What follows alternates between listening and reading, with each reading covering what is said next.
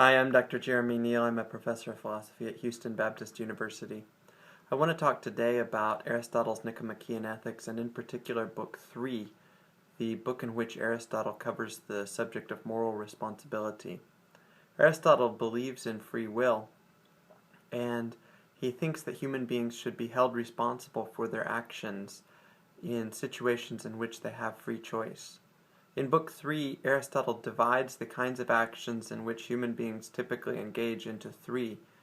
The three kinds are voluntary actions, involuntary actions, and mixed actions. Voluntary actions are pretty easy to understand. They're the sorts of actions in which we do have a free choice. We voluntarily choose to do things in voluntary actions.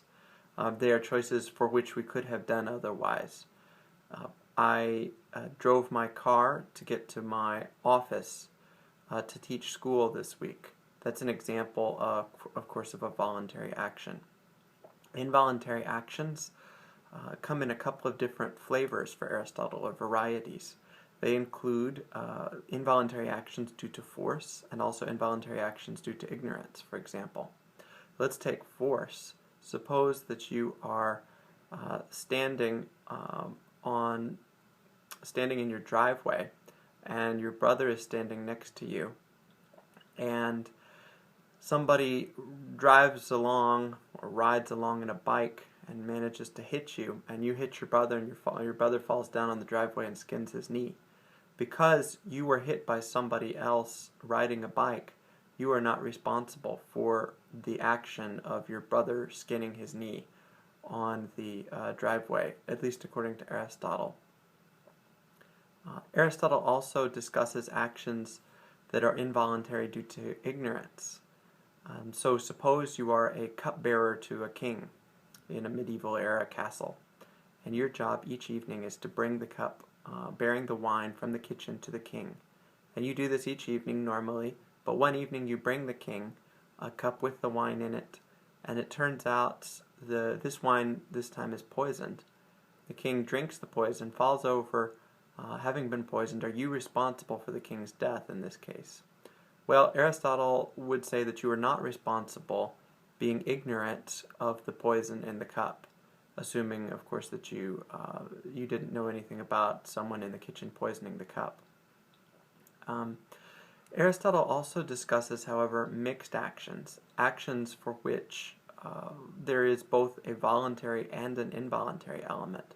And when it comes to mixed actions, Aristotle is a little more circumspect about how responsibility should be divided up. And he seems to think that it should be divided up on something like a case-by-case basis, where we assess different cases and determine on the basis of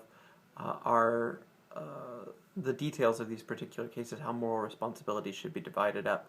So mixed actions then contain both a voluntary and an involuntary element. An example of a mixed action that Aristotle gives in Book 3 is a ship's captain.